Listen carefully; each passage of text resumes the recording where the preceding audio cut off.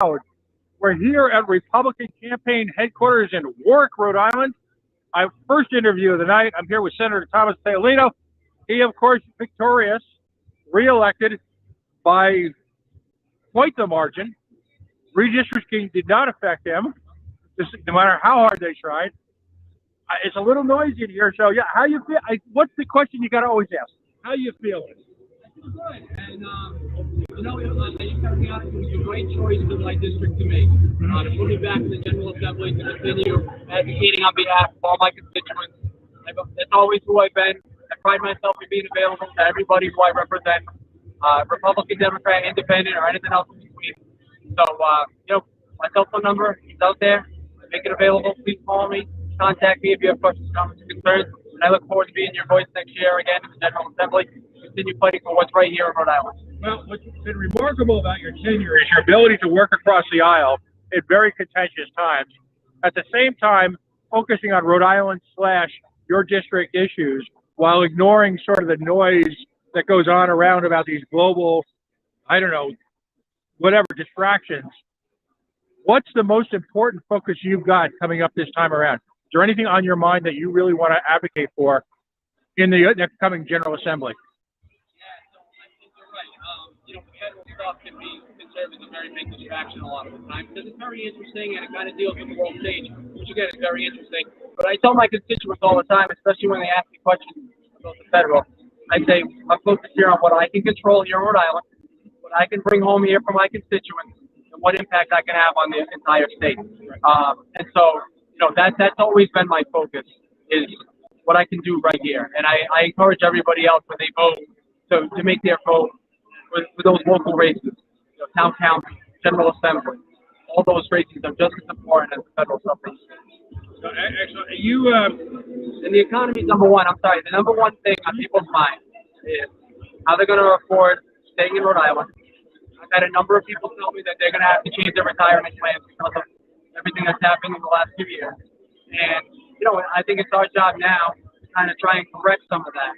And put some of that money that goes back in those people's pockets that we represent, and make it much more important.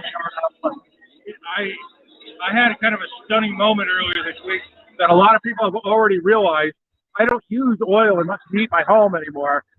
The cost of filling up a 200-gallon oil tank in Rhode Island is now over $1,000.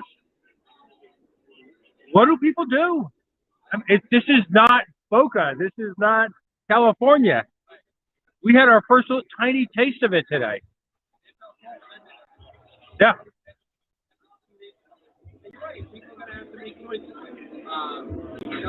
When tough economic times hit, generally you make choices on what you're going to pay for. And unfortunately, making choices about items that we want is one thing, but to have to make choices about things that we need, food, heat, which are all, gas, which is all on the rise right now. That's when we need to take notice. That's when we really need to come together and start putting together some legislation that focuses on those areas first. Last question, and again, congratulations on your victory. Any thoughts of different committee assignments? I understand word's out that on Thursday, the Senate majority is going to get together and sort of figure out who they're going to put in charge. Well, I got to ask, and we're going to do another interview in the next week or two after all this calmed down. Given what happened on 2A with the Senate, the committee structure in the Senate, and the decision of, if you will, Democratic leadership to ignore the long entrenched committee process and to take a walk around that and pass oppressive 2A legislation, does the committee system, how do they come back from that?